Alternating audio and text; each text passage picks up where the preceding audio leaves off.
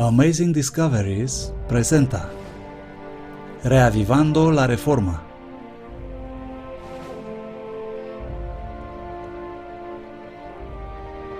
Presentado por el profesor Walter White.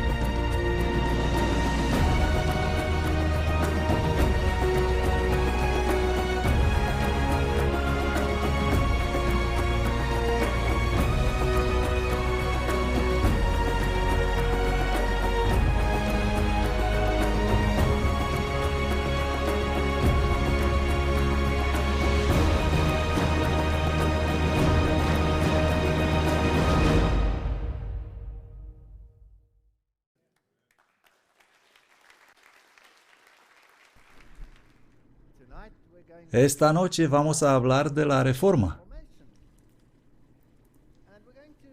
Y vamos a observar brevemente algunos de los acontecimientos históricos que ocurrieron y luego ver dónde nos encontramos hoy. Y luego, a medida que avanzamos en el ciclo de conferencias, iremos más y más y más exactamente en lo que ha sucedido con el tiempo y en dónde estamos hoy. ¿Y cómo sucedió? Estos temas son fascinantes. He titulado esta conferencia Que haya luz. Y por supuesto se trata de la historia de la Reforma. Y en particular de Lutero. Martín Lutero nació en Eisleben el 10 de noviembre de 1483 de Hans y Margarita Lutero. Cuando nos fijamos en esos retratos, ¿cuál es la imagen que nos viene en la mente? ¿Cuáles son los pensamientos y conjeturas que fluyen a través de sus sentimientos cuando miran esto? ¿Qué ven? Sí, oigo dificultad. ¿Dirían que la riqueza extrema es representada aquí? No. Probablemente la pobreza. Esas personas parecen haber tenido una vida difícil. Y deben haber trabajado sus dedos hasta los huesos, y la vida cobró su precio de ellos. Pero esos son los padres de Martín Lutero. Y realmente, según la historia, trabajaron muy duro desde la posición en la cual estaban para enviar a su hijo a la universidad, si queremos decirlo en términos modernos, para estudiar entre los mejores de los mejores, para convertirse en un teólogo que no solo estaba por encima de la media, sino buscado por los duques que estaban compitiendo por cargos universitarios. Así que él fue un estudioso brillante, no fue solo un erudito ordinario. Esta es la ciudad de Lutero, Wittenberg. Aquí es donde tuvo su primer puesto después de graduarse y convertirse en doctor en teología. Aquí es donde dio clases en la universidad y donde fue también el pastor, el sacerdote de esta iglesia particular que vemos aquí. Y él tomó su misión muy en serio. Bueno, dentro de esta iglesia, así como se ve,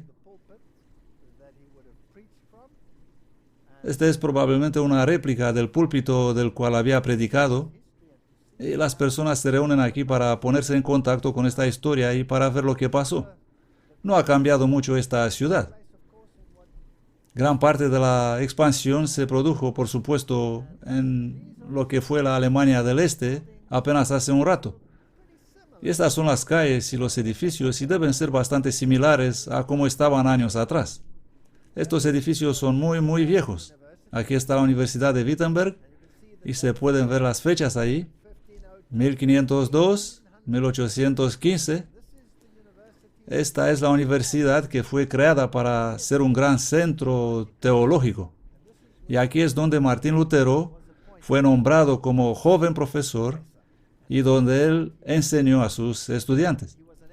Y él era experto en griego y en, por supuesto, el latín del día. Así que conocía las lenguas extranjeras, las lenguas antiguas. Así es como se ve la universidad. Incluso para los estándares modernos, es un lugar bastante impresionante.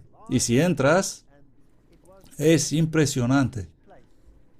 Es grande y debe que era un lugar de aprendizaje prestigioso. Bueno, la reforma comenzó realmente con un incidente, y esto es solo historia, yo solo lo estoy destapando. Cuando un hombre con el nombre de John Tetzel comenzó a vender indulgencias para el papado.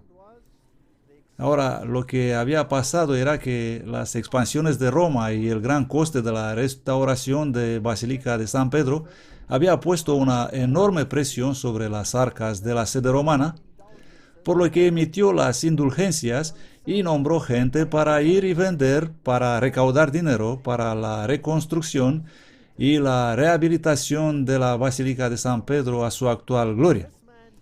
Y este es Tetzel. Era un hombre notorio. Él estaba muy preocupado por la venta de esos. Y esta es una caja original de indulgencias. Cuando pones el dinero en la caja, entonces se decía, cuando el dinero cae en la caja, las almas salen volando del purgatorio. Y la indulgencia no es algo que solo perdona el pecado presente, pero compra el indulto del castigo futuro en el purgatorio. Y por lo tanto se puede comprar también indultos para los que ya han muerto. Así que el miedo a la muerte y el temor del castigo es realmente la fuerza impulsora detrás de la indulgencia. Y por supuesto, si pudiera haber ganancia monetaria, pues mucho mejor. Cuando Lutero visitó Roma, la obra de reconstrucción de San Pedro ya había comenzado. Así que Lutero fue a Roma. Esta es historia.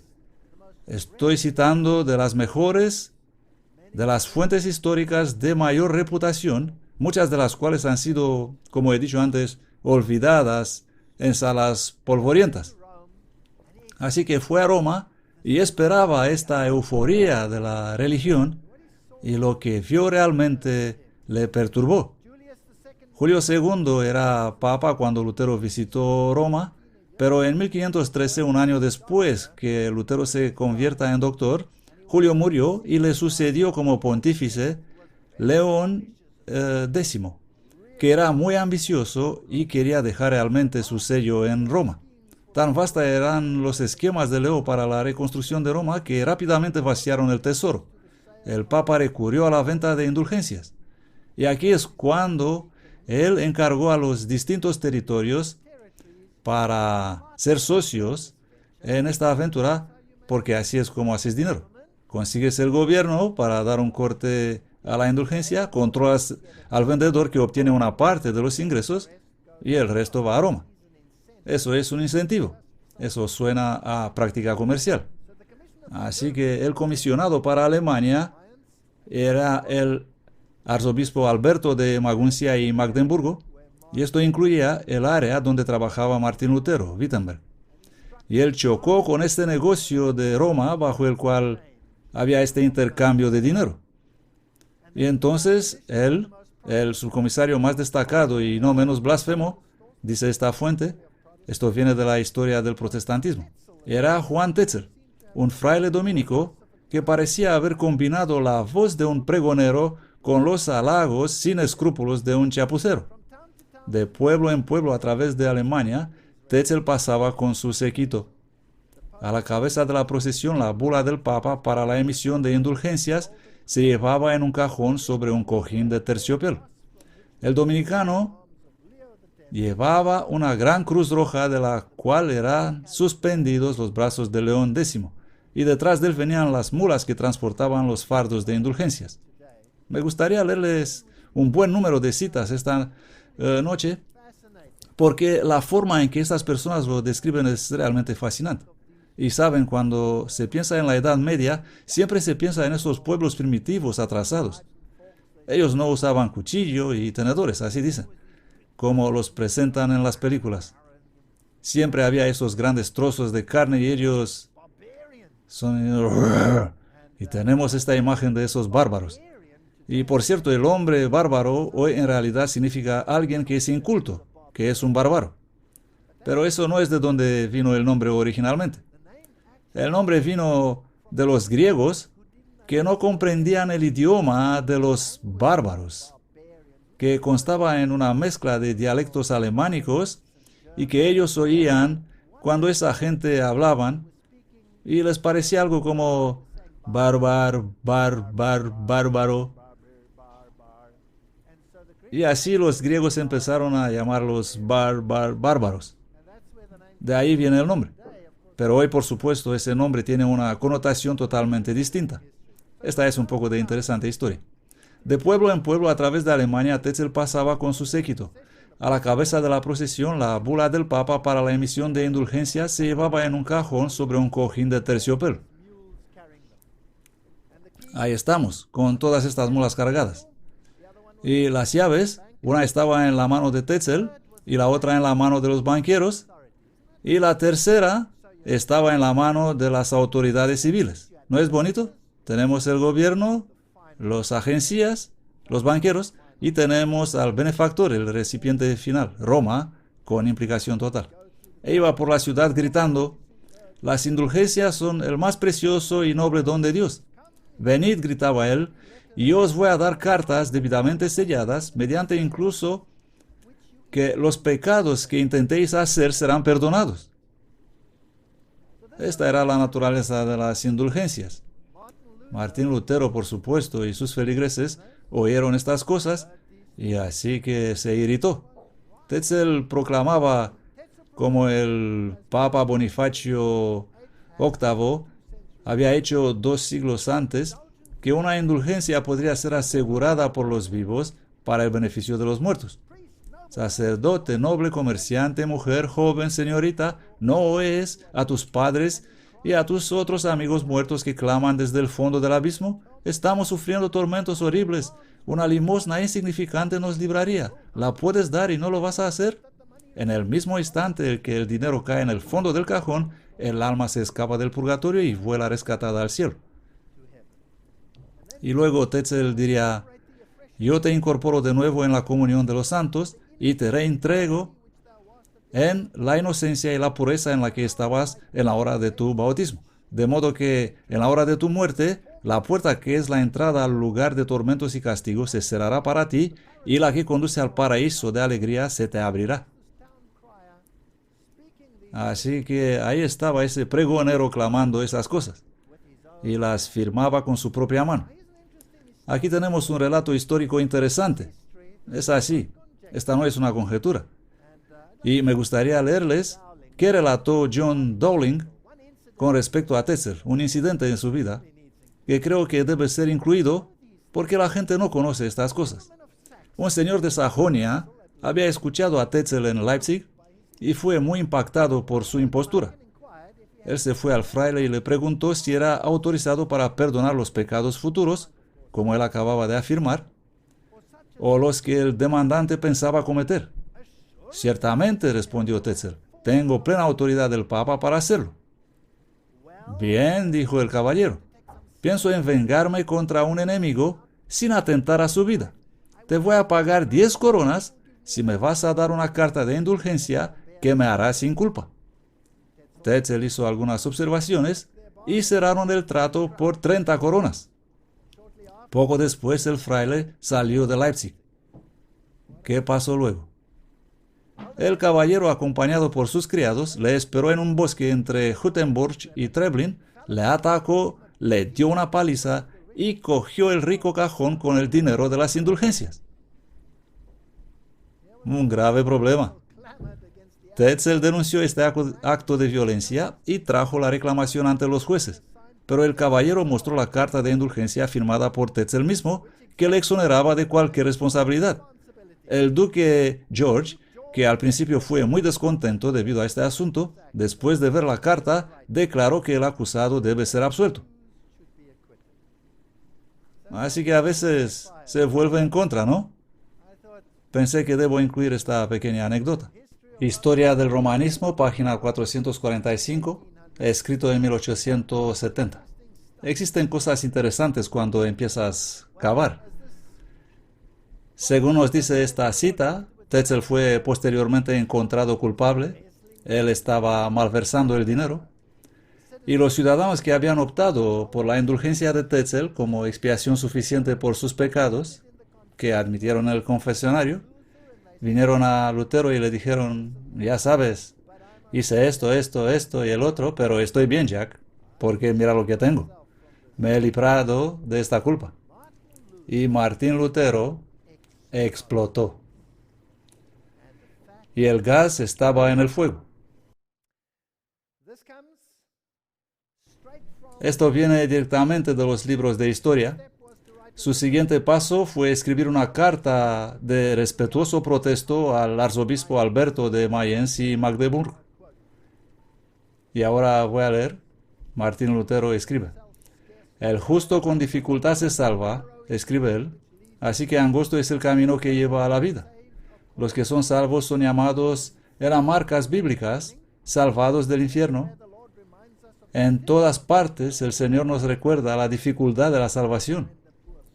¿Cómo entonces se atreven estos hombres en hacer que las pobres almas confíen fatalmente en la salvación mediante la mera fuerza de la indulgencia y vanas promesas compradas?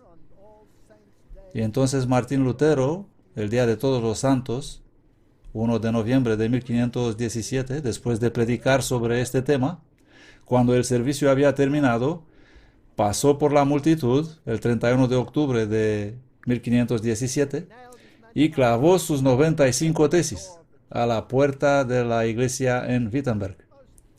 Esto es conocido por la mayoría de personas en el mundo, lo que pasó. Es interesante, él no criticó Roma en absoluto. Ninguna de las doctrinas de Roma estaban en juego aquí, en esta etapa de la Reforma, solo la cuestión de las indulgencias. Estas 95 tesis trataban la cuestión de las indulgencias y solo las indulgencias. Este es el famoso retrato histórico de Martín Lutero clavando sus tesis en la puerta de Wittenberg.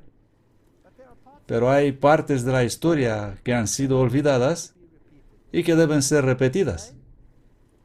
Cuando vas hoy a esa iglesia vas a encontrar una réplica en la puerta. En el interior hay otra copia, como se ve ahí en la derecha, y dentro hay otra. Así que se pueden leer y ver que todas trataban sobre las indulgencias.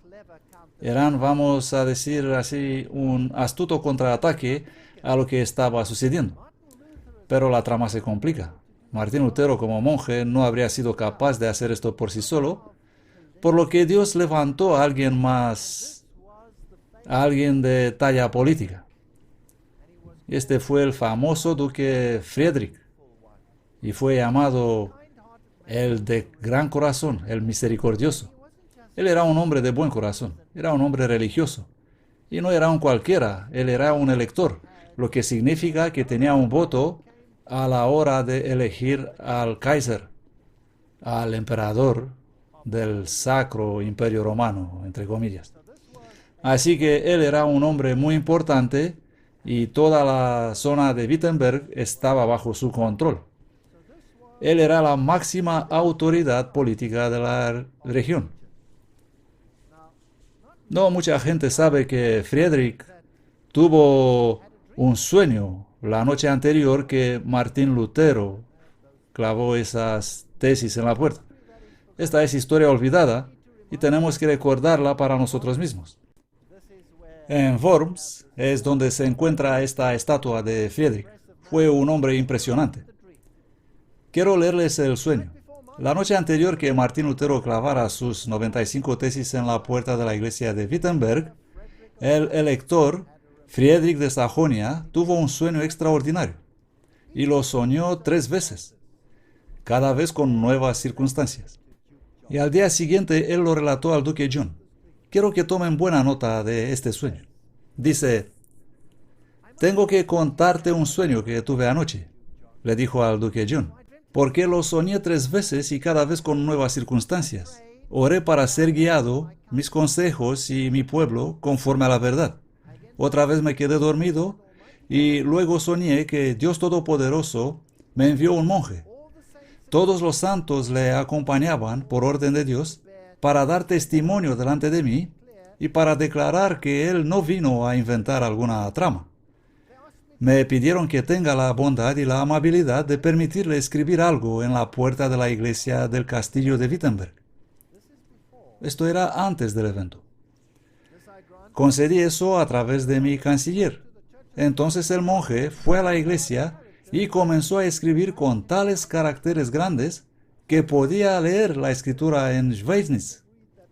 Así que aquí, en otra ciudad donde vivía el elector, él podía leer esa escritura en su sueño. La pluma que utilizaba el monje era tan grande que su fin llegaba hasta Roma, donde perforaba las orejas de un león que estaba tumbado allí. Por cierto, el león es un símbolo de Babilonia. Perforaba las orejas de un león que estaba tumbando ahí y causó que la triple corona sobre la cabeza del Papa tiemble. Todos los cardenales y príncipes corrían a toda prisa tratando de evitar que se caiga. Luego soñé que todos los príncipes del imperio, y nosotros entre ellos, se apresuraron a Roma y se esforzaban uno tras otro a romper la pluma. Pero cuanto más intentamos, más rígida se hacía, como si hubiera sido hecha de acero. Después de un tiempo desistimos. De repente oí un ruido fuerte. Un gran número de otras plumas habían surgido de la pluma del monje. Me desperté la tercera vez y era de día. Así pasó la mañana del 31 de octubre de 1517 en el Castillo Real de Schweidnitz. El elector apenas acabó de contar el sueño cuando el monje vino con el martillo para interpretarlo. Esto viene de la historia del protestantismo, de Wiley. Una historia fascinante. Y esta es la razón por la cual ese elector se convirtió en el protector de Martín Lutero. Y él lo tomó bajo su ala cuando el calor estaba encendido y lo protegió. ¿Y qué fue esta pluma que causó la sacudida de la triple corona? Fue la traducción de la Biblia a una lengua común. Y cuando esa pluma comenzó a escribir, otras plumas comenzaron a brotar. Y estamos pensando en Tyndall, y estamos pensando en la gran Biblia de Ginebra, que fue escrita con sangre derramada por todas partes, expulsando a la gente de sus reinos, uniéndose y asegurándose de que la posteridad podría tener la palabra de Dios. Bueno, la predicación de Martín Lutero contra las indulgencias no presagió nada bueno para el bolsillo de Tetzel, y así que ese tiró sus juguetes fuera de su cuna. Tetzel encendió un fuego y quemó públicamente las 95 tesis y repitió la insinuación que había sido firmada con anterioridad, que eso es básicamente lo que sucede con los herejes. Y luego él procedió a elaborar y emitir una serie de contratesis. Y entonces los estudiantes de Lutero se apoderaron de las contratesis y ¿qué hicieron? No toques a nuestro maestro, dijeron. Las quemaron. Así que aquí hubo incendios. Ellos estaban quemando las tesis, estaban quemando las contratesis y el gas estaba en el fuego. Otro y más influente fraile dominico, nos dice la historia, vino en ayuda de Tetzel y su nombre era Silvestre Mazzolini. Y él inculcó de nuevo la confianza en el sistema papal. Y Tetzel había dicho una cosa, y este hombre fue aún más lejos. Él dijo, todo aquel que no se basa en las enseñanzas de la Iglesia romana y en el pontífice romano como regla infalible de fe, del cual derivan la fuerza y la autoridad de las mismas sagradas escrituras, es un hereje. Así que aquí tenemos la acusación de herejía viniendo por primera vez. Héresis. Pensar por sí mismo. Hacer su propia decisión. Esto significa. ¿Comprenden? En el romano catolicismo hay un sistema y un hombre habla infaliblemente y tienes que creerlo, tenga o no sentido. Y luego las otras grandes armas entraron en juego, como John Eck, profesor de teología escolástica, y empezó a decir, esta es herejía bohemia, refiriéndose a Jan Hus, que había sido quemado previamente en la hoguera por decir cosas como esta. Y luego, en mayo de 1518, esto fue solo a corto tiempo, esto sucedió muy rápidamente, Martín Lutero publicó sus resoluciones en respuesta a sus críticos. Y el resultado, hubo una convocatoria a Roma. Y él iba a aparecer el 7 de agosto de 1518 para tomar conocimiento de los cargos en su contra. Bueno, Roma estaba muy lejos en esos días. ¿Cómo vas a Roma? A pie. Y tenías que cruzar los Alpes a pie. Eso no era una broma, ir de Alemania a Roma. Así que Papa lo pensó por un rato y luego cambió el lugar a Augsburgo, solo para que sea más conveniente para todos.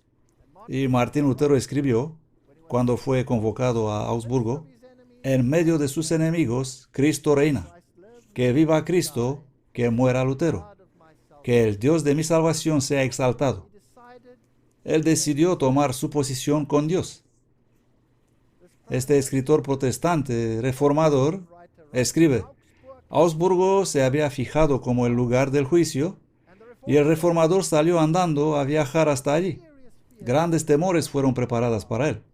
Fue amenazado abiertamente que iba a ser atacado y asesinado en el camino, y sus amigos le imploraban no aventurarse. Incluso le rogaron marcharse por un tiempo de Wittenberg y encontrar la seguridad con los que gustosamente le protegerían. Pero él no abandonaría la posición en la que Dios le había colocado. Debe seguir fielmente para mantener la verdad a pesar de las tormentas que estaban golpeando sobre él. Su lenguaje era, soy como Jeremías, un hombre de pleitos y contiendas, pero cuanto más aumentan sus amenazas, más multiplican mi gozo. Ellos han hecho ya pedazos mi honor y mi buen nombre. Todo lo que me queda es mi miserable cuerpo. Déjenlos que lo tengan. Van a cortar mi vida con unas horas, pero en cuanto a mi alma, no la tendrán. El que decide llevar la palabra de Cristo al mundo debe esperar la muerte a cada hora. Un tipo duro este Martín Lutero. Ahora, si saltamos desde su tiempo hasta la actualidad, ¿cuál fue el problema? Las indulgencias. Jueves 6 de diciembre de 2007. ¡Wow! Eso fue hace poco. El Papa aprueba indulgencias de Lourdes. El Papa Benedicto XVI concedía gran importancia a las indulgencias. El Papa Benedicto XVI ha autorizado indulgencias especiales con motivo del 150 aniversario de la magnífica aparición de la Virgen María en Lourdes. ¡Wow! Fascinante. Y continúa. El pontífice también dijo a los creyentes que oraron en los lugares de culto dedicados a Nuestra Señora de Lourdes de 2 a 11 de febrero del próximo año, este año 2008. Siento que llego un poco tarde para darle esta información. Si hubiera llegado antes, podrían haber aprovechado la ocasión. O que no pudieron hacer el viaje, que también podrían recibir indulgencias. El decreto fue firmado por el cardenal norteamericano G. Francis Stanford, quien es el jefe de la penitenciaria apostólica, un tribunal del Vaticano para indulgencias y para asuntos de conciencia. Y luego relata un poco de historia. ¿Saben? Es casi como si este papado moderno está diciendo, ¿cuál fue el problema de la reforma?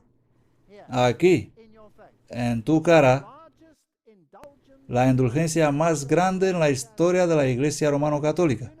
Una indulgencia universal. Ni siquiera tienes que ir al lugar, solo piensa en ello antes de esas fechas y tendrás una indulgencia. Y el mundo protestante es mudo, ni una palabra. Volvamos a la historia. Primera reunión de Lutero con el cardenal Caetano, 11 de octubre, el día después de que habría recibido un salvoconducto del emperador. Esta es una historia fascinante. Saben, Jan Hus también había recibido un salvoconducto, y el emperador estaba cuando se reunieron en Constanza, y el prelado papal condenó a Hus, pero el emperador le había dado paso libre, garantizado. Y el prelado papal miró al emperador y dijo: Jan Hus, se te condena a muerte. ¿Y qué hizo el emperador? Se sonrojó, pero no dijo una palabra. Ese era el poder del papado. Y aquí estaba otro emperador, y le dio paso libre a Martín Lutero. Y es interesante, ¿eh? Porque dijo: no quiero sonrojar como mi predecesor. Y por eso, a pesar de que ya había sido firmado y sellado que Martín Lutero debía ser condenado a muerte, él pudo salir y su muerte fue aplazada. El cardenal señaló dos de sus proposiciones como erróneas en ese concilio. En una de ellas negó que el sacramento tiene eficacia a menos que un hombre tenga fe, y en la otra negó que los méritos de Cristo forman parte del tesoro del cual Papa concede indulgencias a los fieles. 4 días más tarde, el 20 de octubre, Martín Lutero escapa de Augsburgo.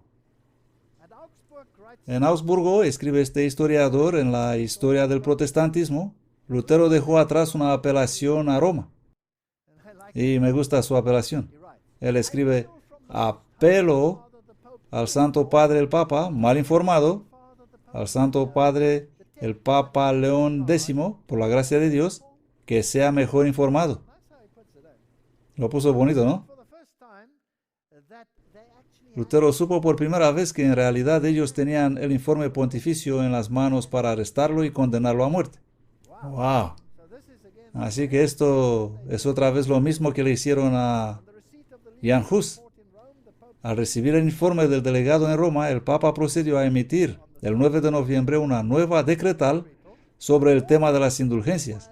Y esta es la decretal: todos los que han adquirido las indulgencias, vivos o muertos, quedan eximidos de la pena temporal por tantos pecados actuales según el equivalente de la indulgencia adquirida. Esta doctrina se debe predicar y practicar de todos, bajo pena de excomunicación, de la cual solo el Papa puede absolver, salvo en casos de muerte. Este es el decreto papal, y nunca ha sido revocado, lo que significa que cuanto más rico eres, mayor es tu indulgencia, ya que puedes darte el lujo de una indulgencia más grande. Y cuanto mayor sea tu indulgencia, mejor para ti. Así que esta es salvación por la cartera. No existe tal cosa como salvación por la cartera en la Biblia. Martín Lutero afirma que solo hay salvación por gracia. El efecto sobre Lutero fue doble. Le encontramos escribiendo en ese tiempo a su amigo Wenceslaus Link en Nuremberg. Él decía: cada día crece sobre mí la convicción que Papa es el anticristo. Aquí estaba la batalla. Y luego, el 15 de junio de 1520, llegó una bula papal condenando como escandalosas, heréticas y condenables 41 de las proposiciones extraídas de los escritos de Lutero. Y Lutero escribe su famosa obra, La cautividad babilónica de la Iglesia. La Iglesia está en el cautiverio babilónico. La Iglesia está repitiendo la historia del antiguo Israel. Una hermosa visión tipológica. Las tipologías que promulgan los relatos bíblicos dan un mensaje más grande sobre la verdad. Y Martin Luther pone todo junto y declara que sin fe en la promesa de Dios, el sacramento está muerto. Es como un cofre sin joya, como una vaina sin espada. No puedes ser salvo por lo que haces. No puedes ser salvo por un ritual, confiar en un sacramento, haciendo gestos. Si no está aquí en el corazón, es muerto. Esta es la teología protestante temprana. Hoy sabemos que no existe tal cosa como salvación por sacramento, si vas a través de la Biblia. Así que el 31 de octubre de 1517, Martín Lutero expuso su tesis. El 3 de enero de 1524, la bula papal estaba allí. Así que estos hechos ocurrieron en un periodo muy corto de tiempo. Y entonces fue llamado a Worms, y esto es lo que dijo. Me llaman, fue la respuesta de Martín Lutero a sus amigos. Se ordenó y decretó, continuó él, que me presente en esa ciudad. Ni fue a retractarme ni huir. Iré a Worms, a pesar de las puertas del infierno y del príncipe de la potestad del aire. Y se fue allí, solo. Estuvo delante del emperador y delante de la iglesia. Estuvimos en Worms. Ahí estaba esta magnífica reformación de la estatua. Estaba cubierta porque la limpiaban, pero estaba decidido a echar una mirada. Así que nos hemos deslizado dentro, a donde eran los que la limpiaban. Fueron muy amables, así que entramos y tomamos algunas fotos. Ahí está Martín Lutero estando firme con la Biblia en la mano, apuntando hacia ella, sola escritura, la Biblia y solamente la Biblia. Esta es la foto del monumento actual como está hoy, y con el príncipe elector y todo lo demás. Y luego algunos famosos dichos de Martín Lutero. Los que comprenden a Cristo no serán tomados cautivos por las leyes humanas. Ellos son libres no conforme a la carne, sino conforme a su conciencia. Bonita declaración. Verdaderamente cosas poderosas. Y ese famoso dicho también. El evangelio que el Señor puso en la boca de los apóstoles es la espada con la cual Él golpea en el mundo como trueno y relámpago. La palabra de Dios y solamente la palabra de Dios. Sola escritura. Y luego dice, el pastor lee en alemán.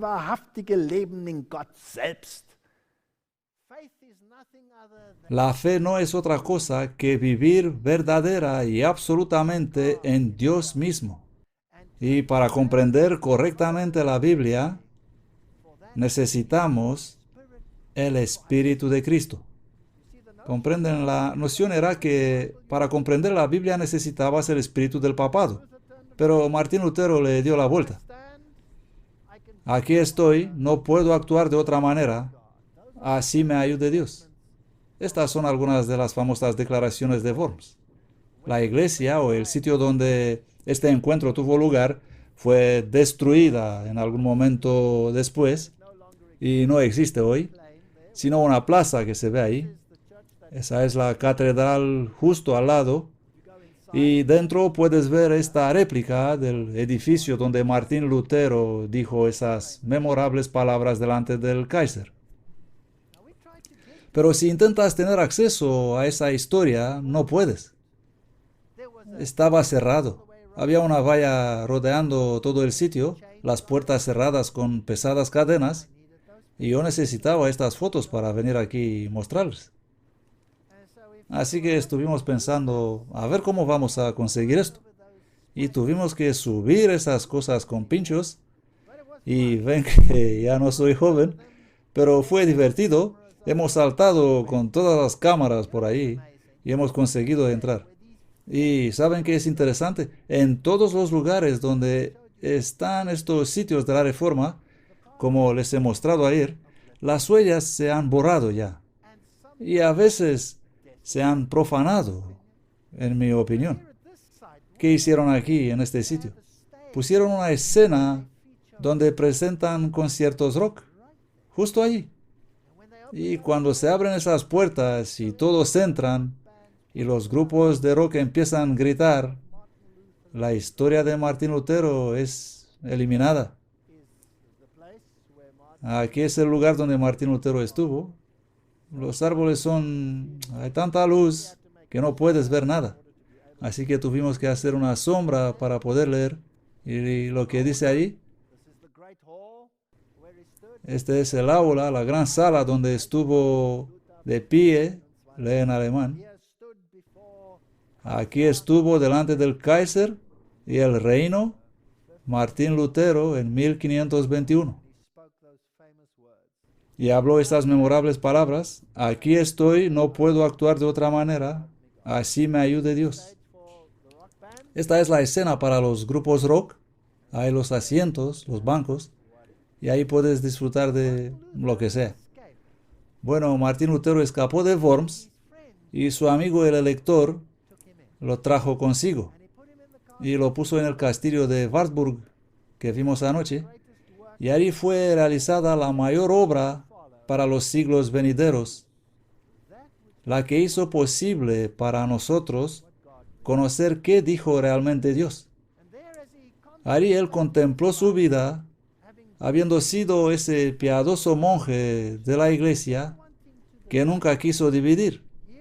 Allí él asimiló la verdad del Nuevo Testamento y vio que todos los apóstoles habían sido casados y que ninguna de esas estructuras eclesiásticas eran en realidad bíblicas, y pensó en lo que vio y en lo que experimentó y en lo que escribió sus famosas obras y escribió sus memorables Notes Monasticis, que es su obra en contra del monacato, del todo el sistema de monjes y monjas, y habló sobre los excesos, los peligros y la naturaleza no bíblica de estos ejercicios. Y la gente empezó a salir, los monjes abandonaban los monasterios, las monjas se separaban también, abrazaban el protestantismo y toda la imagen del cristianismo fue cambiada. Martin Luther es responsable por estos actos. Él mismo dijo: no voy a casarme porque mi vida está en peligro y qué voy a ofrecer a mi esposa. Pero hubo una señora muy persistente. Ya saben, algunas señoras pueden ser muy insistentes. Y ella no le dejó escapar. Ahí está, Katharina von Bora. Ella misma había sido monja y ella y Martín Lutero se casaron y tuvieron 6 niños. Y existen relatos fascinantes. Saben, nunca hay que despreciar una buena mujer. Martín Lutero a veces estaba deprimido. Y sí, hubo momentos cuando él encontraba consuelo en una copa o dos, cosa que los críticos modernos aman usar para exagerar sobre esto. Y este hombre que estuvo por la justicia e hizo tantas cosas rectas y habló tantas cosas, estuvo desalentado en algún momento, sí. En un momento en su vida ni siquiera movía más. Y Caterina se despertó una mañana, se vistió en negro, con velo negro y todo en tono negro. Y no dijo una palabra, solo estaba con él haciendo lo que tenía que hacer, ya saben, comida y lo demás. Y día tras día, ella llevaba la ropa negra, hasta que finalmente Martín Lutero ya no pudo callar. Él dijo: ¿qué te pasa? ¿Qué hay de esta ropa negra que llevas siempre? Y ella dijo: estoy de luto. Y él dijo: ¿de luto? ¿Para quién estás de luto? Y ella dijo: estoy de luto por Dios. Está muerto. Ha muerto. Y Martín Lutero la miró y dijo: Dios no está muerto. Y ella dijo: tú ciertamente actúas como si él fuera muerto. Luego en Wartburg él empezó a traducir el Nuevo Testamento. En mayo de 1522, la impresora Melchior Lotter comienza su trabajo en este volumen de 444 páginas. Y ahora escuchen esta historia interesante. Esta edición se agotó rápidamente y fue seguida inmediatamente por una nueva edición revisada, conteniendo 21 ilustraciones del Apocalipsis de Juan, basadas en 15 xilografías del Apocalipsis hechas por Dürer. Y hemos visto algunas de ellas anoche. Este es el informe de Lutero a Spalatino. El 10 de diciembre de 1520 a las 9 de la mañana, todos los siguientes libros papales fueron quemados en Wittenberg. Parece que esta gente estaba encendida. En la puerta oriental, cerca de la Santa Cruz, la ley del canon. ¡Wow! Quemó la ley del canon. La más reciente bula del León X, la Suma Angélica de Eck, Chrysospasus, todos esos libros, las quemaron, para que los incendiarios papales se darán cuenta de que no se necesita mucho esfuerzo para quemar libros que ni siquiera pueden refutar, refiriéndose a sus libros. Y luego su monumental declaración: no puedo y no quiero retractar, así me ayude Dios. Y otra declaración famosa de Lutero: el tiempo del silencio ha pasado. Ha llegado la hora para hablar. Eso fue hace 400 años atrás. Me pregunto dónde estamos hoy. Vamos a leer qué más dijo, no sea que empezamos a subir en las barricadas. Que las mentes choquen, pero mantener los puños abajo. Es un buen consejo. Que las mentes choquen, pero mantener los puños abajo. Nuestras armas no son espadas de acero, nuestras armas son espadas de la palabra. En 1518, el inquisidor Silvester Prierias exigió plena obediencia al Papa. Lutero replicó que la Iglesia tiene una sola cabeza, Jesucristo. A finales de 1520, él fue convencido de que el Papa era el Anticristo. Y desde 1533, el emperador y el Papa negociaron un concilio que resuelva la disputa por la fe. Lutero demandó un concilio libre que reconozca únicamente la Biblia. Y luego, en 1544, él rechazó las pretensiones papales. Ahora, no todo estaba bien entre los reformadores. Martín Lutero tuvo un problema con Roma y también tuvo un problema con los reformadores. Aquí tenemos una de las piedras. El pastor lee en alemán. Significando la palabra de Dios, y los escritos de Lutero son veneno para Papa y Calvino. Así que tuvo algunas disputas teológicas. Él escribió en respuesta a una directiva de Papa y dijo: Roma se eliminó a sí misma de la Iglesia Universal. Si no os reformáis, yo y todos los que adoran a Cristo pondremos vuestra sede para ser poseída y oprimida por Satanás mismo, para ser la maldita sede del Anticristo, al cual no estaremos sujetos ni nos vamos a incluir, sino que detestaremos y aborreceremos. Del libro El Romanismo y la Reforma. Aquí tenemos un póster del día bastante interesante. Vemos al Papa en el centro, ahí con su triple corona en la cabeza. Vemos a Martín Lutero en la izquierda, tirando al Papa de la oreja. ¿Lo ven? Y vemos a Calvino en la otra parte, tirando la otra oreja del Papa. Y la otra mano de Martín Lutero tirando de la barba de Calvino.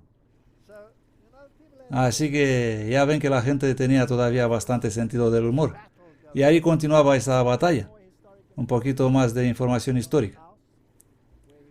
Esta es la casa donde Melanchthon escribió. Esta es la obra sobre la epístola a los romanos de Melanchthon. Y así estaba a su escritorio en 1557. Y él fue, por supuesto, un instrumento en la traducción de la Biblia. Algunos de sus famosos documentos. Esta es la tumba de Melanchthon y Martín Lutero. En esta parte ahí, en la derecha, en la iglesia, está el sepulcro de Martín Lutero. Se ven tan pequeño, no sé cómo lo pusieron dentro. Y ahí escribe: el justo vivirá por la fe. No somos salvos por nuestras obras, sino que somos salvos por la gracia. Y en otra parte tenemos el sepulcro de Melanchthon. Así que ahí están sepultados. Ahora algo interesante. Uno de los amigos de Martín Lutero, de hecho, él habitaba en su casa, escribió el panegírico como si lo hubiera escrito en el nombre de Martín Lutero. Su nombre era Johann Reifenstein, y escribió lo siguiente al entierro de Martín Lutero: en vida fui tu amenaza, muriendo voy a ser tu muerte, Papa. En el año 1546, dejando atrás sus 63 años y entrando en el 64, él murió. Y aunque puede estar muerto, él vive. Escuchen esto. En vida fui tu amenaza, muriendo voy a ser tu muerte, Papa. Me pregunto qué haría él si pudiera ver nuestros días. Me pregunto qué sentiría y qué pensaría. Gratan Guinness escribe en el Romanismo y la Reforma: En 1500 no existía ninguna nación libre en Europa. Todas estaban sujetas al tiránico gobierno de Roma. Ahora la mitad de Europa y Estados Unidos son libres de aquel intolerable yugo. La enseñanza fue resucitada y el arte de la imprenta descubierto. Desde entonces la palabra de Dios ha sido multiplicada, traducida y expuesta como nunca antes. Poderosos intérpretes fueron levantados como Mead, Sir Isaac Newton, Eliot.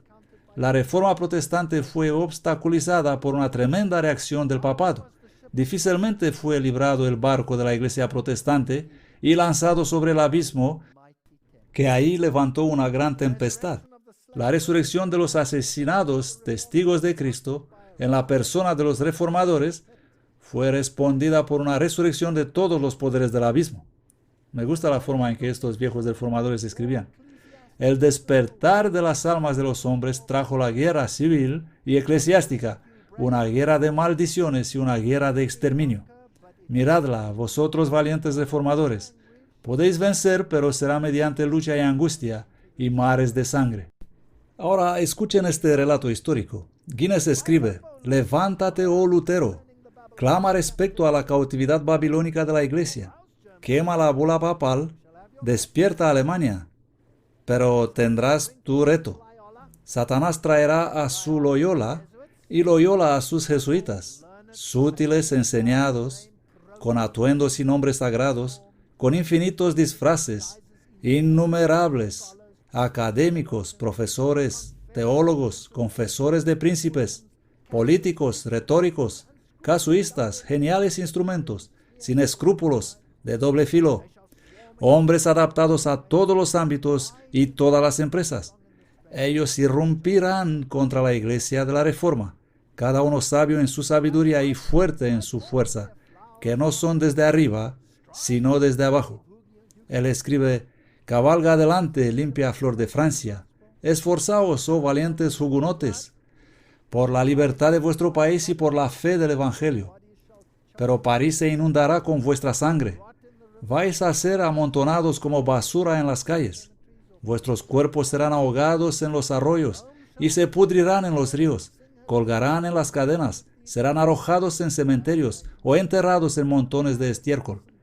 Roma sonará sus alegres campanas y cantará sus Te Deums, y llenará sus catedrales y palacios con aclamaciones, porque la masacre de San Bartolomé ha derrocado, por un tiempo, la obra de la Reforma en Francia.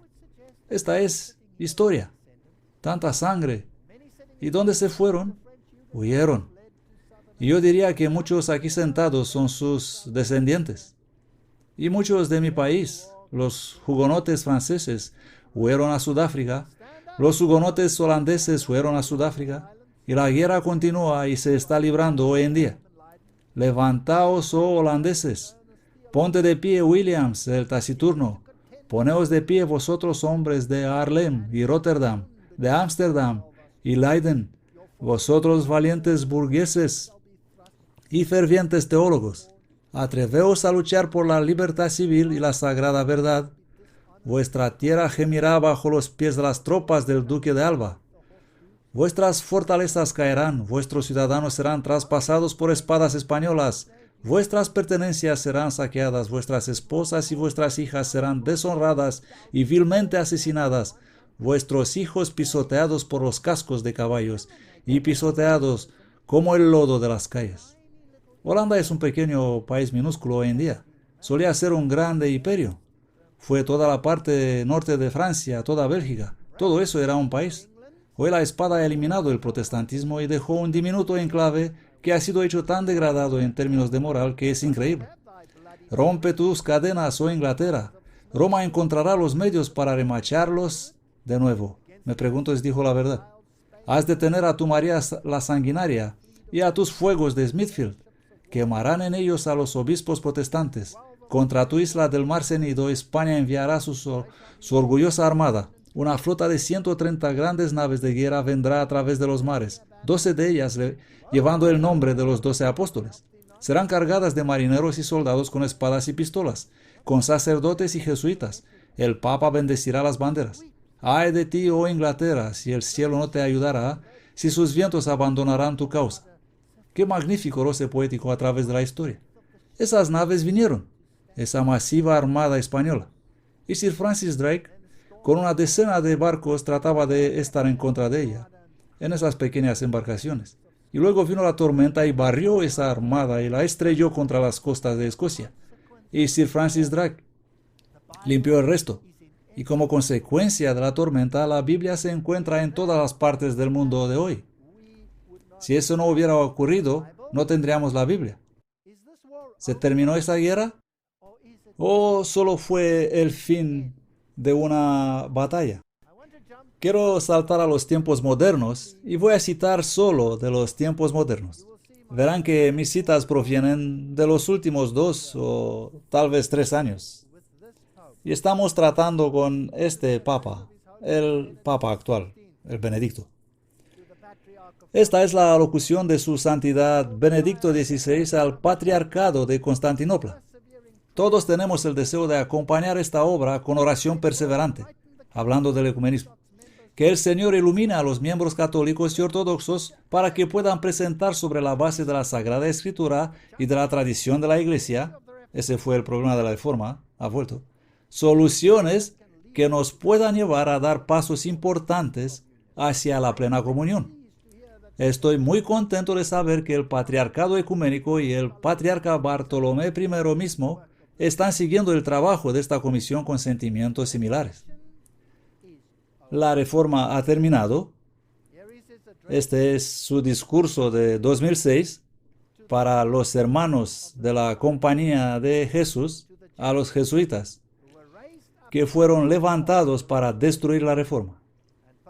Y el Papa Benedicto les dice: esta visita me da la oportunidad de agradecer al Señor para vosotros, por haber concedido a esta sociedad el don de hombres de extraordinaria santidad y de excepcional celo apostólico, como San Ignacio de Loyola y San Francisco Javier.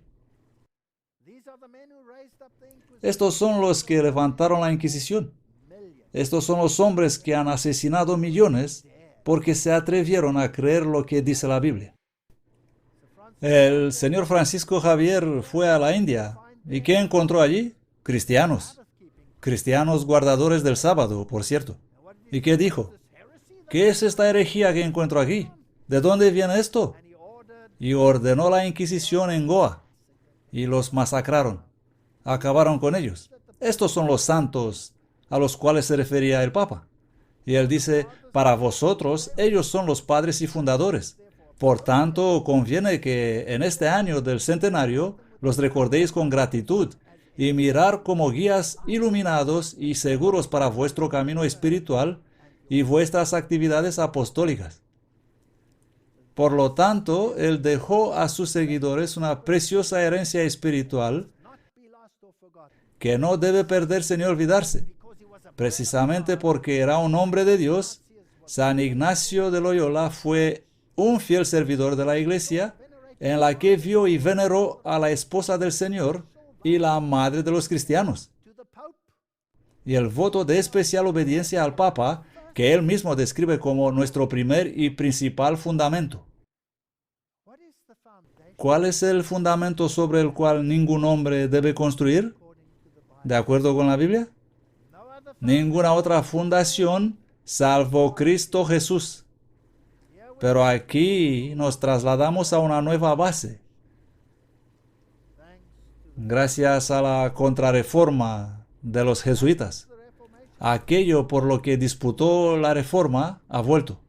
Esta característica eclesial tan específica de la Compañía de Jesús continúa viviendo en vosotros y en vuestras actividades apostólicas, queridos jesuitas, para que podáis cumplir fielmente las necesidades urgentes de la Iglesia hoy en día. Aquí está su informe, diciembre de 2007. Todo esto viene directamente del propio Vaticano. Papa llama las divisiones cristianas un escándalo. La reforma nos divide. Tenemos que unirnos. El diario The Christian Post informa que el Papa Benedicto llama las divisiones entre los cristianos un escándalo para el mundo. En una ceremonia conjunta el jueves con el líder espiritual de la Iglesia Cristiana Ortodoxa, ellos se dividieron hace 1000 años. El protestantismo dividió hace 400 años. Vamos a reunirnos va a haber un solo líder religioso. Así que la cuestión ortodoxa es cosa del pasado. Los cristianos deberían renovar la conciencia de sus raíces cristianas, las tradiciones y los valores de Europa, dándoles nueva vitalidad. Así que la vitalidad del protestantismo ha sido erradicada y ahora necesitamos una tradición. Los dos, Benedicto y Bartolomé, hicieron hincapié en la necesidad de preservar las raíces cristianas en la cultura europea, sin dejar de ser abiertos a otras religiones y sus contribuciones culturales. ¿Se dieron las manos? Ciertamente lo hicieron. Levantaron las manos en alto y la vieja hacha ha sido enterrada. Tal vez pronto se van a besar unos a otros. Oh, ya lo hicieron. Estamos viviendo en tiempos muy interesantes. Si ustedes van a tolerar estas cosas, entonces ustedes pueden abrazar cualquier error. El Vaticano dice que la magia de Harry Potter es buena. No pasa nada mezclar un poco de brujería con tu religión, venir a la iglesia vestido de Harry Potter y repartir tus hechizos. ¿A quién le importa? Mientras el Papa es primado. ¿Y la teología ha cambiado? No. Esta es la carta de la Sociedad Teosófica. Y esta carta fue escrita hace 120 años por el arzobispo de Canterbury. Una carta abierta. La Sociedad Teosófica adora ¿a quién? A Lucifer. Es adoración abierta y descarada a Lucifer. ¿Cuál es el nombre de su revista? El nombre de su revista es Lucifer. Y esto es lo que escribió. Lucifer al arzobispo de Canterbury, hace 120 años. Mi señor primado de toda Inglaterra, hacemos uso de una carta abierta a su gracia como un vehículo para transmitirle y por su intermedio a los clérigos y a sus ovejas y a los cristianos en general que nos consideran como enemigos de Cristo, una breve exposición de la posición que ocupa la teosofía respecto al cristianismo, ya que creemos que el tiempo para hacer esta afirmación ha llegado. Su gracia es sin duda consciente de que la teosofía no es una religión, sino una filosofía a la vez religiosa y científica, y que la obra principal hasta el momento de la Sociedad Teosófica ha sido la de revitalizar en cada religión su propio espíritu animador, alentando y ayudando la investigación sobre el verdadero significado de sus doctrinas y ritos. Los teosofistas saben que el más profundo penetra en el significado de los dogmas y las ceremonias de todas las religiones, y el mayor se convierte en su similitud subyacente aparente, hace 120 años, hasta que finalmente llega a una percepción de su unidad fundamental. Este terreno común no es otro que la teosofía, la doctrina secreta de las edades, que diluida y disfrazada para adaptarse a la capacidad de la multitud. Siento que todos estamos tan mal informados y patéticos, pero sigamos. Y los requerimientos de la época ha formado el núcleo viviente de todas las religiones. Es hora de unir todas las religiones bajo la teosofía, bajo el reinado de Lucifer. Esta es la carta de Blavatsky, Lucifer, volumen 1, número 4, diciembre de 1887, página 242-251. Noticias cristianas, Iglesia Reformada Holandesa, ese es el presbiterianismo. La Iglesia Reformada Holandesa está comprobando si Satanás existe. ¡Qué bueno! Y aceptar pastores homosexuales con condiciones. Fascinante. Así que la Iglesia hoy tiene que averiguar si Satanás existe. No puedes simplemente leerlo en la Biblia y ver que tentó al Señor mismo, ¿sí o no? ¿Dónde hemos llegado? Este es un prominente teólogo. Su nombre, profesor Volmarans. Y estas son las personas que entrenan a los teólogos de hoy, a los pastores del mundo. ¿Y a quién está hablando? Está hablando a la Sociedad Teosófica.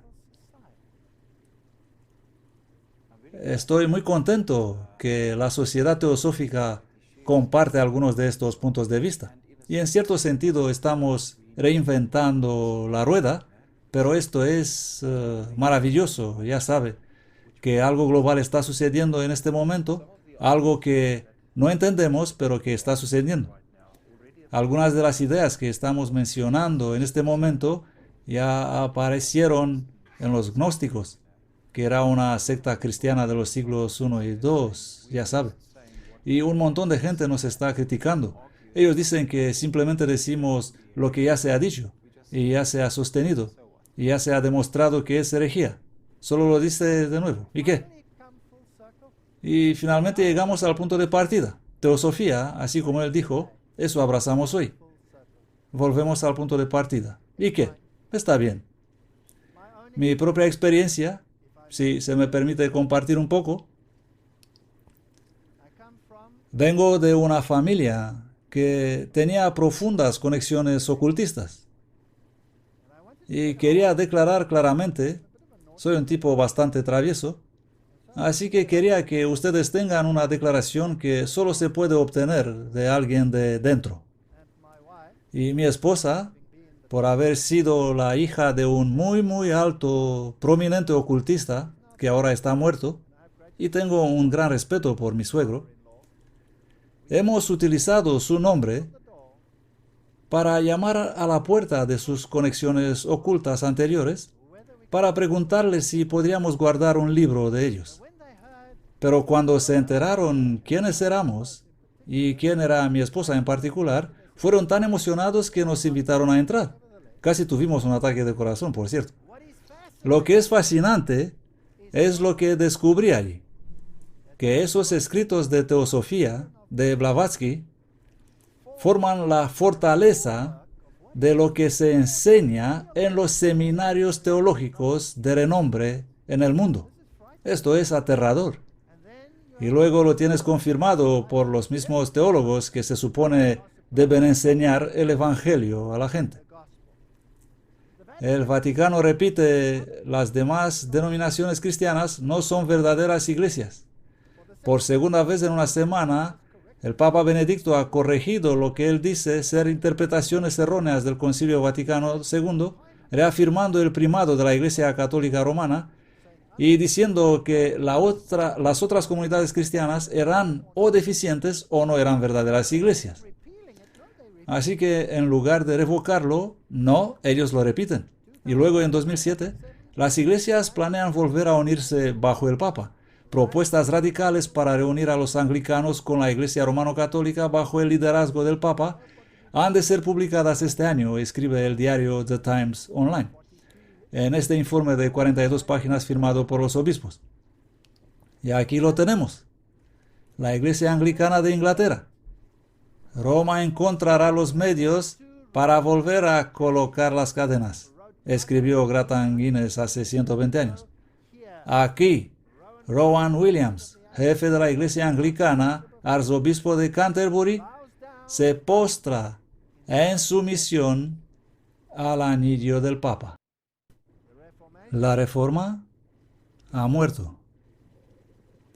Roma no hace ningún secreto de su objeto. Es reunir a Inglaterra a la cristiandad latina mediante el restablecimiento de la supremacía papal aquí. Si Inglaterra ha de ser reunida a la cristiandad, dijo el cardenal Manning hace más de 100 años, es por la sumisión a la autoridad viva del vicario de Jesucristo. El primer paso de su regreso debe ser la obediencia a su voz, como la rebelión contra su autoridad fue el primer paso de su separación. Bueno, ya está hecho. Negocio cerrado. Y los luteranos no van a capitular, ¿verdad? ¿O sí? No, ellos se disculparon por lo de Martín Lutero. Y aquí tenemos a los líderes de la Federación Luterana Mundial y a su presidente encontrado al Papa. ¿Saben qué? Cuanto más grande sea la cruz, más pequeña es la fe. Cuanto menor sea la fe, más grande la profesión exterior. Aquí están, vestidos en los colores adecuados. Noten, de negro, en contraste con el blanco de Papa. Si alguna vez seré llamado al Papa, voy a vestirme de rosa. El presidente de la Federación Luterana Mundial elogia al Papa Benedicto XVI por su contribución personal a la declaración conjunta. un documento brillantemente escrito que es puro catolicismo. Y aquí intercambian sus regalos. Pueblo luterano, ¿qué has hecho? Y luego la Alianza Mundial de Iglesias Reformadas. Eso es todas las iglesias reformadas del mundo. Esta es la reforma. Y su líder de la Alianza Mundial viene al Papa y él dice: estamos ansiosos durante nuestra visita aquí en el Vaticano a encontrar juntos cómo católicos y cristianos reformados pueden ser socios unidos para la justicia de Dios en un mundo asolado por la pobreza, la guerra, la destrucción ecológica y la negación de la libertad humana. Clifford Kirkpatrick, presidente de la Alianza Mundial de la Iglesia Reformada. Un movimiento sutil. ¿De qué trata la reforma? Trata de la centralidad de Cristo. Trata de la enseñanza acerca de Jesucristo y la salvación en Él. ¿Cuál es la religión actual? Un mundo sacudido por destrucción ecológica y negación de la libertad humana. Esto es humanismo, no es religión. Hemos sido engañados. Nos han robado. Y aquí estamos todos felices juntos. La Alianza Reformada Mundial junto con el Papa. Hemos sido vendidos. Y aquí está la página web oficial de la Iglesia Episcopal. ¿Y qué dicen? La Casa de Diputados de la 75ª Convención General de la Iglesia Episcopal se negó hoy abrumadoramente a considerar siquiera la posibilidad de una resolución que afirmara a Jesucristo como el único nombre por el cual alguien puede ser salvo. ¿A dónde vamos? ¿Qué ha pasado? Por lo menos este hombre se levantó.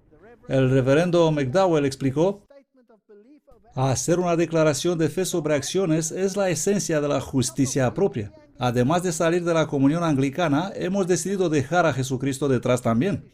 Esto muestra claramente que somos de una mente que no afirma a Jesucristo como Señor y Salvador. Y no deberíamos sorprendernos que nuestra iglesia muere espiritualmente.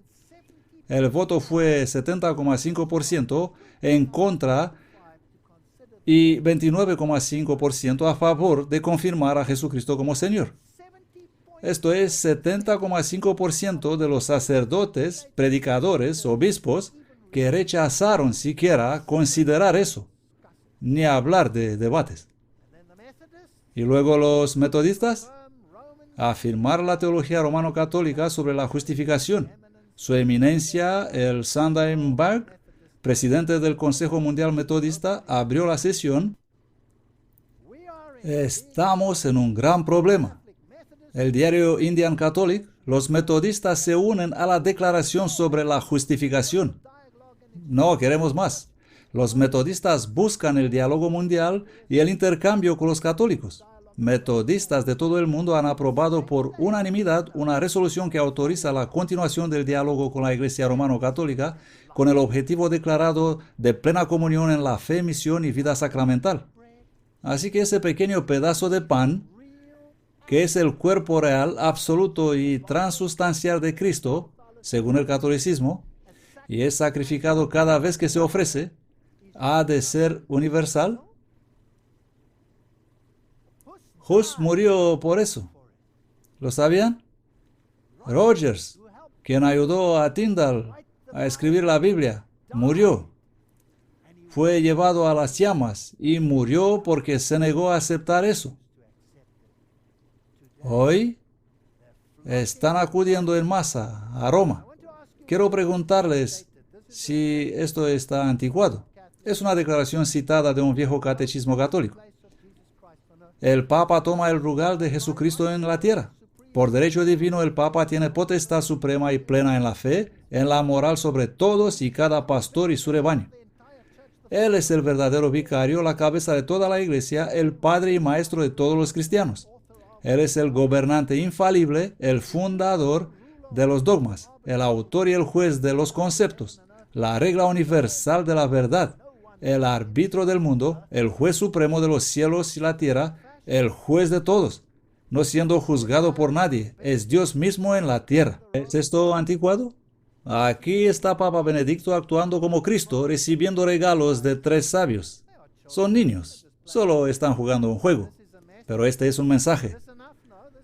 ¿Es esto suficiente? No, esto no es suficiente. Vamos a escuchar lo que tiene que decir, porque tenemos que basar nuestro juicio en lo que dice. Pero todo lo que ellos hacen transmite una señal, un mensaje. El mundo visto de Roma, Diario Zenit, Vaticano.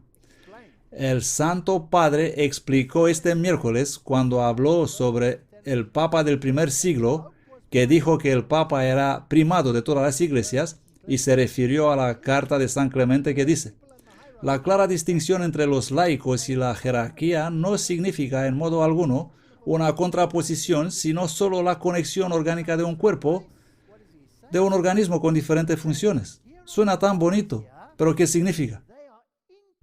Aquí está la iglesia. Ellos son interpuestos en yuxtaposición entre la humanidad y Dios. No puedes ir a Dios si no pasas por la iglesia, si no vas a través de la iglesia. La Biblia no sabe nada de esto. La Biblia dice que tenemos acceso gratuito a Jesucristo en cualquier momento del día. No hay mediador en este universo otro que Cristo Jesús, según la Biblia. Pero no según ellos. Oh, no. Cita: de hecho, la iglesia no es un lugar para confusión y anarquía donde alguien puede hacer lo que quiera en cualquier momento. Cada uno en este organismo, con una estructura articulada, practica su ministerio según la vocación recibida. En lo que toca a los jefes de comunidades, Clemente especifica claramente la doctrina de la sucesión apostólica. Así que aquí estoy, yo soy el Papa y tengo una sucesión apostólica. Yo soy el representante. Y añade: las leyes que regulan esto derivan en el análisis final de Dios mismo. El Padre envió a Jesucristo, que envió a los apóstoles. Esto luego se enviaron a los primeros jefes de comunidades y establecieron que serían seguidos por hombres dignos, refiriéndose a sí mismo. La iglesia es ante todo un don de Dios y no una creación nuestra, afirmó Papa. Y por lo tanto, esta estructura sacramental, santo cielo, no solo garantiza el orden común, sino también la precedencia del don de Dios que todos necesitamos. Entonces, ¿qué es Él para ustedes? Él es el don de Dios que todos ustedes necesitan. ¿Cuán lejos irá Él en esta teología? Esta es su alocución en 2007 a los miembros de la Conferencia Episcopal de Portugal. Y esto es lo que dice: es una gran alegría para mí recibirles hoy en la casa de Pedro, a ustedes, que por la gracia de Dios son sólidos pilares de ese puente que son llamados a hacer y crear entre la humanidad y su destino supremo, la Santísima Trinidad. ¡Wow! Aquí lo tenemos. La misma antigua batalla otra vez. Eres salvo por la iglesia. No puedes llegar a Dios si no pasas por el sacerdote. Ellos son el puente. Él continúa y dice: ya no vivo yo, sino Cristo vive en mí, citando Gálatas 2:20. Un signo concreto de esta encarnación es el derramamiento de la vida de Cristo que emana de mí en la vida de los demás. Esto se debe a que no puedo tener a Cristo solo para mí. Puedo pertenecerle a Él solo en unión con todos los que se han convertido o serán suyos. Nos convertimos en un cuerpo aunados en una única existencia. Este cuerpo de Cristo que abraza la humanidad de todos los tiempos y lugares es la iglesia. Entonces, ¿cómo eres salvo? Eres salvo por el Papa. Es la gracia de Cristo que fluye a través de Él a los sacerdotes, que son el puente mediante el cual tienes acceso a Dios. No. La Biblia dice que tenemos un solo mediador entre Dios y el hombre. Y no el clero y Dios, no el hombre y Dios, un solo mediador, el hombre, Cristo Jesús. No rebajáis a Jesús. No hay marcha atrás en el viaje ecuménico, dice el Papa. El Papa se encuentra ahora con el secretario general del Consejo Mundial de Iglesias, y durante la cumbre dijo: no hay marcha atrás. Y todas esas iglesias comprendían 561 millones de personas que tienen que volver atrás y aceptar la primacía papal, cosa para la cual Lutero y todos los reformadores, muchos de ellos lucharon y murieron. El camino entre Roma y Ginebra no siempre ha sido suave, pero leo solo esa palabra, no tenemos que leer toda la cita del Consejo Mundial de Iglesias, esa palabra lo dice todo. Irreversible. Fin. Eso significa que el Papa está diciendo que la reforma ha muerto, la han matado, se ha terminado. Aquí está su discurso a los miembros del grupo de trabajo conjunto entre el Consejo Mundial de Iglesias y la Iglesia Católica de enero de 2008. Espero estar al día lo suficiente sobre los temas. Ya no estoy hablando de historia antigua. Estoy hablando aquí y ahora. Estoy serio. Me complace darle la bienvenida a ustedes, miembros del grupo conjunto de trabajo entre el Consejo Mundial de Iglesias y la Iglesia Católica reunidos en Roma para iniciar una nueva etapa de su trabajo. El Consejo Mundial de Iglesias y la Iglesia Católica han disfrutado de una relación fructífera ecuménica que se remonta a la época del Concilio Vaticano II. El grupo de trabajo conjunto que empezó en 1965 ha trabajado asiduamente para fortalecer el diálogo de la vida, que mi predecesor, el Papa Juan Pablo, llamó diálogo de caridad. Vaya, esta cooperación ha dado expresión viva a la comunión que ya existe entre los cristianos y ha promovido la causa del diálogo y el entendimiento ecuménico. Estamos sujetos a su gracia, la del Papa. El cardenal Casper elogia el compromiso ecuménico del Papa. Y si te atreves a hablar en contra de eso, aquí está el artículo del periódico Soy un terrorista, dice el Vaticano, de 2007. Bueno, es finalmente oficial. La mayoría de ustedes podrían haber tenido sus sospechas, pero ahora es un sí definitivo. Según el Vaticano, cualquiera que critique al Papa es ahora oficialmente un terrorista. Afortunadamente no lo estoy criticando, solo estoy leyendo lo que dice. Y aquí tenemos otro artículo de prensa. Los participantes se reúnen en Pasadena y formaron un nuevo consejo que se llama Iglesias Cristianas Unidas. Ellos se reunieron por primera vez en 2007. Estos son los movimientos finales. Y tenemos a todos estos maravillosos cardenales. El cardenal Keeler, Arquidiócesis de Baltimore, el Dr. Shaw, Comisión Nacional Bautista, a todos los que quieras. La Iglesia Ortodoxa, los obispos norteamericanos, James Fulano de Tal, la Iglesia de Santidad Pentecostal, etc., todo el equipo de Tiro. ¿Para hacer qué? Cita. Para crecer más juntos en Cristo a fin de fortalecer nuestro testimonio cristiano en el mundo. Espléndidas vestiduras, púrpura y carmesí. Aquí están todos juntos. Vamos a firmar. Vamos a firmar nuestra declaración de nuestro caminar juntos. Oh, y la pluma va de mano en mano, y los espléndidos vestidos individuales, algunos en negro con capuchas, parecen más Ku Klux Klan que cualquier otra cosa, se unen y firman. Quiero volver a lo que escribió Gratan Guinness, pues ya casi he terminado. ¿Tenía el paganismo sus templos y altares, sus cuadros e imágenes? Lo mismo tiene Roma. ¿Tenía el paganismo su agua bendita e incienso? Lo mismo tiene Roma. ¿Tenía el paganismo sus sacerdotes tonsurados, presididos por un Pontifex Maximus? Lo mismo tiene Roma. ¿Tenía el paganismo su pretensión de infalibilidad sacerdotal? También lo tiene el papado.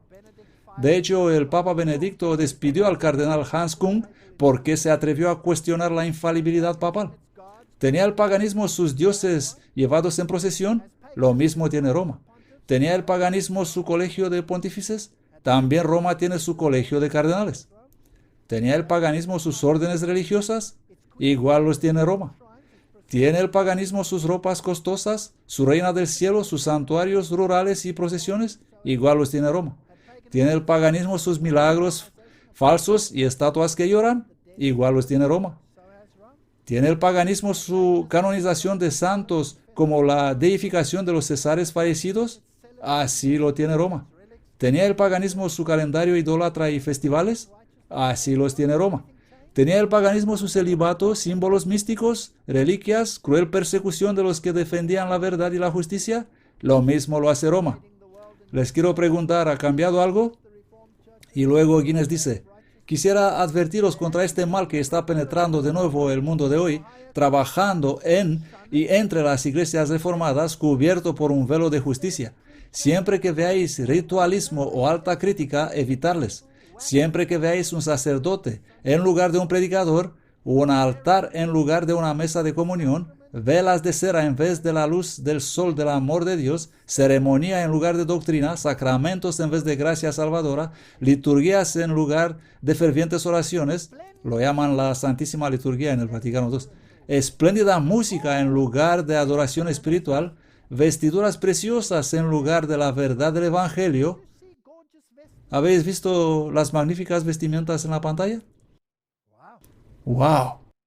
En lugar de la verdad del Evangelio, la tradición en vez de escrito está, cruces en lugar de Cristo, ahí tienen romanismo. No importa cómo se llama, no importa cuán atractiva es la arquitectura, la música o el solemne ceremonial, rechazadlo. No podemos ya rechazarlo, está en todas partes. Apocalipsis 17:4. Y la mujer estaba vestida de púrpura y carmesí. No pude resistirme a poner esta foto, ya saben, es simplemente magnífica. Ese hombre es el que tomó el lugar de Papa Benedicto como arzobispo, donde Benedicto residió como arzobispo. Simplemente lo puse aquí. Y la mujer estaba vestida de púrpura y de escarlata, y adornada con oro, piedras preciosas y perlas, y tenía en su mano una copa de oro llena de abominaciones y de la suciedad de su fornicación. Esta iglesia romana no ha cambiado. La reforma ha cambiado. Y oí otra voz del cielo que decía, salid de ella, pueblo mío, para que no seáis partícipes de sus pecados y para que no recibáis de sus plagas. Apocalipsis 18:4. Me gustaría sugerir que estudiemos nuestra Biblia. Judas 24. Y a aquel que es poderoso para guardarnos sin caída y presentarnos sin mancha delante de su gloria con gran alegría, al único sabio Dios Salvador nuestro, sea gloria y majestad, dominio y potestad, ahora y siempre. Amén. Que nadie robe a Cristo de su preeminencia. Que nadie robe a Cristo de su función mediadora. Que nadie robe a Cristo como único abogado de su defensa. Que nadie le robe su sacrificio. El precio que Él pagó fue demasiado alto para nosotros, para renunciar ahora. Que Dios nos ayude. El tiempo para el silencio ha pasado. Ha llegado la hora para hablar. Amén.